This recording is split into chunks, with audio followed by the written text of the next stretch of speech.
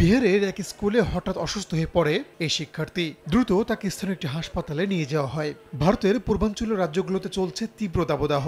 গরমে অসুস্থ হয়ে পড়ায় বুধবার অনেক শিক্ষার্থীকে হাসপাতালে ভর্তি করা হয়।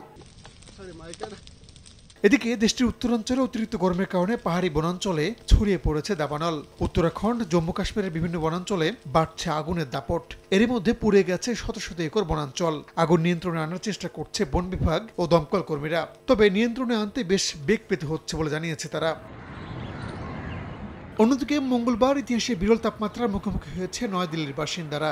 সর্বকালে সব রেকর্ড ভেঙে ভারতের রাজধানীতে তাপমাত্রার পারদ ছুঁয়েছে 50 ডিগ্রি সেলসিয়াসের ঘর। এর আগে 2022 সালে সর্বোচ্চ তাপমাত্রা ছিল 49.2 ডিগ্রি সেলসিয়াস। দাবদাহের মধ্যেই নিজেদের বেশ কয়েকটি দাবিতে বিক্ষোভ চালিয়ে যাচ্ছে কৃষকেরা। আর তীব্র গরমের কারণে সবচেয়ে বিপাকে পড়েছেন নির্মাণ শ্রমিকেরা। নগদে 500 টাকা বা তার বেশি পেমেন্টে পেতে পারেন ঢাকায় জমিসহ 20 কোটি টাকার পুরস্কার।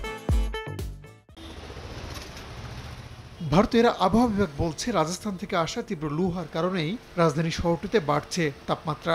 আগামী 2-3 দিন এই তাপমাত্রা অব্যাহত থাকবে বলেও জানানো হয়। দাবদাহের পাশাপাশি বায়ু দূষণেও গত কয়েক বছর ধরে শীর্ষ অবস্থানে আছে ভারতের রাজধানী।